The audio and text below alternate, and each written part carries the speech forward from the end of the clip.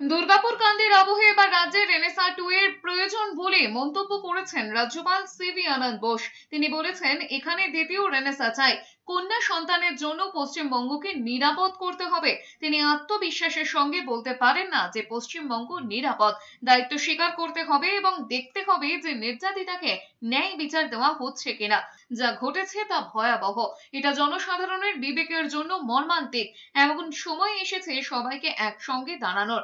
নির্যাতিতার পরিবারকে ন্যায় বিচার দিতে সবকিছু করবেন। এর আগে হাওড়া স্টেশনে দাঁড়িয়ে রাজ্যপালের মন্তব্য, দুর্গাপুরে বেসরকারি মেডিকেল কলেজে দ্বিতীয় বর্ষের ডাক্তারি ছাত্রীকে গণধর্ষণের ঘটনা গভীর উদ্বেগ ও যন্ত্রণা।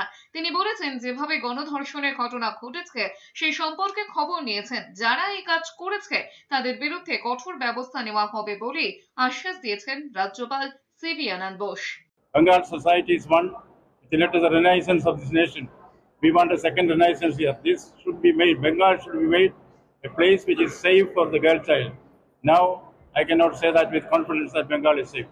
Certainly, I'll get the report, but I did not go by the report. I want to come to the ground zero and understand for myself the feelings of the people who are affected. That has been done. I talked to the parents, I talked to the victim, I talked to the doctors.